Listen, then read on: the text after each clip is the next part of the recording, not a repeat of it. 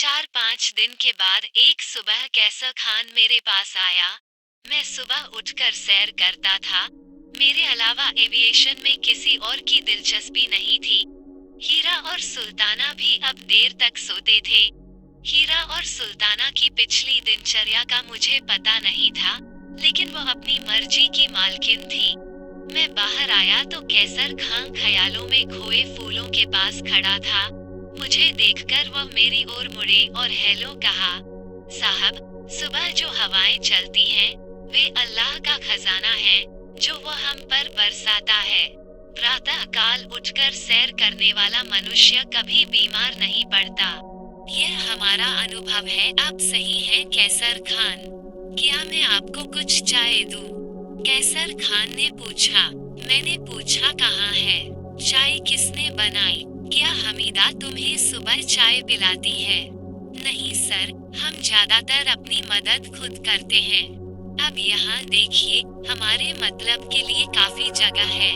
इधर देखो साहब। कैसर खान ने एक और इशारा किया और मैंने देखा कि उसने लाल ईंटों का चूल्हा बनाया था और इस चूल्हे पर एक मटका चढ़ा हुआ था।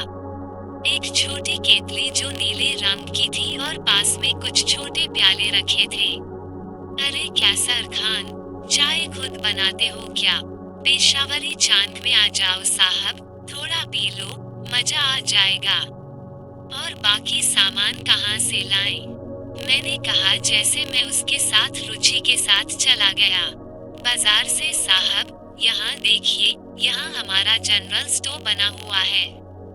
कैसर खान ने थोड़े ही दिनों में अपने लिए सब प्रकार की सुविधाएं बना ली थी। बस साहब सुबह उठकर पूजा करते हैं, चाय बनाकर खुद पीते हैं और उसके बाद थोड़ा घूमने चले जाते हैं और खुश हो जाते हैं। छोटा बेगम साहब ने हमारे लिए बाल्टी और दाना का भी इंतजाम कर दिया है। वहाँ वह नल के पास बैठकर नहाता है। जीवन में और क्या चाहिए? आइए साहब बैठ जाइए। कैसर खान ने अपनी खाट की ओर इशारा किया और मैं मुस्कुराता हुआ उनके बगल में बैठ गया। उसने मुझे नीले चाय के बर्तन में वास्तव में उच्च गुणवत्ता वाली चाय परोसी। चाय बेहतरीन थी। मैंने प्याला खाली किया और उससे और मांगा, तो उसने कहा, अभी चाय बहुत हो गई है साहब, 4-5 कप तो पी ही चुका हूँ। आप पीते हैं?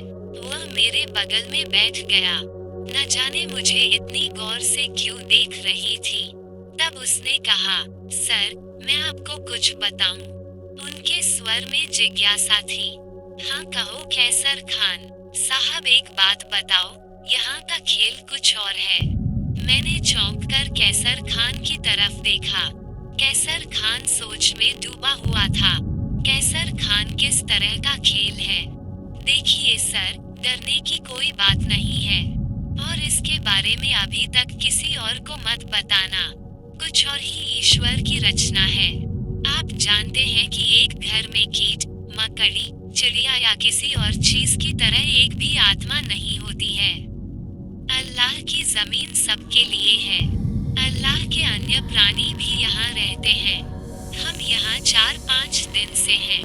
अल्लाह का यह जीव रात के अंधेरे में काम से निकलता है। वह गेट से बाहर आता है और टहलता हुआ नजर आता है।